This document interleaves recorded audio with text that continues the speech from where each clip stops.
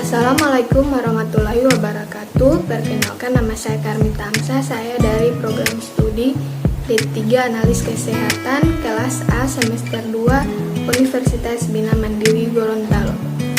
Jadi saya akan menjelaskan tentang materi biokimia. Yang pertama yaitu hidrokarbon. Jadi hidrokarbon adalah senyawa karbon yang paling sederhana. Sesuai dengan namanya, senyawa ini dikatakan sederhana karena hanya tersusun dari dua atom saja, yaitu atom hidrogen dan atom karbon. Senyawa hidrokarbon ini dapat kita temui di kehidupan sehari-hari, yaitu seperti bensin, minyak tanah, plastik, dan lain-lain. Berdasarkan karbon yang terdapat dalam molekulnya, senyawa hidrokarbon dibagi menjadi dua, yaitu yang pertama senyawa alifatik, kemudian yang kedua senyawa siklik. Yang kedua yaitu biokimia. Jadi biokimia adalah ilmu yang mempelajari tentang struktur dan fungsi komponen seluler seperti protein, karbohidrat, lemak, dan biomolekul lainnya.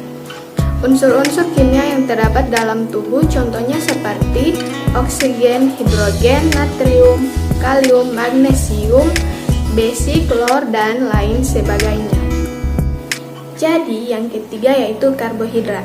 Berbicara mengenai karbohidrat ini sangat dibutuhkan oleh tubuh kita.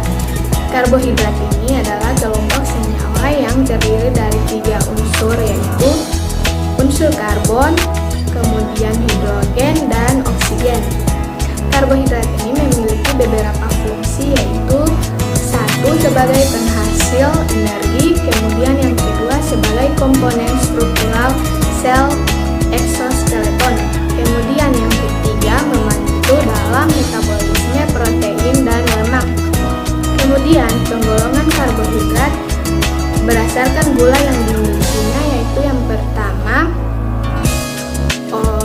monosakarida, kemudian disakarida, oligosakarida, dan polisakarida.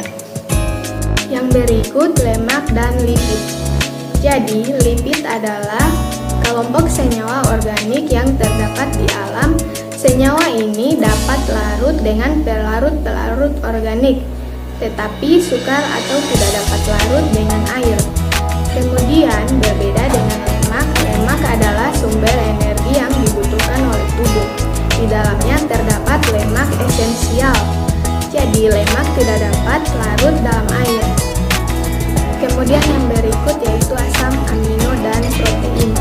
Jadi asam amino adalah satuan pembentuk protein. Adalah senyawa yang terbentuk dari dua gugus fungsi, yaitu gugus amino dan gugus karboksil. Sedangkan protein, seperti yang kita ketahui, protein ini sangat berguna bagi tubuh kita. Protein adalah senyawa yang terbentuk dari atom karbon, hidrogen, oksigen, dan nitrogen. Kemudian materi yang terakhir mengenai enzim. Jadi enzim sebagai biokatalisator atau mempercepat reaksi. Enzim mempercepat reaksi tetapi tidak ikut bereaksi. Tipe dari inhibitor enzim yaitu yang pertama inhibitor kompetitif, inhibitor non-kompetitif, inhibitor irreversible. Jadi ada beberapa faktor yang mempengaruhi kerja enzim. Yang pertama konsentrasi substrat, kemudian konsentrasi enzim, suhu, pH, dan inhibitor enzim. Mekanisme kerja enzim ada dua teori, yaitu yang pertama secara lock and key. Jadi teori ini menjelaskan enzim bekerja hanya pada substrat tertentu seperti gembok dengan kuncinya. Kemudian yang kedua yaitu secara endosfit. Jadi di sini enzim menyesuaikan diri berdasarkan substratnya. Artinya dia tidak memilih-milih substrat mana, melainkan dia akan beradaptasi dan menyesuaikan diri agar dapat berikatan dengan enzim tersebut. Sekian materi dari saya. Terima kasih sudah menonton. Assalamualaikum warahmatullahi wabarakatuh.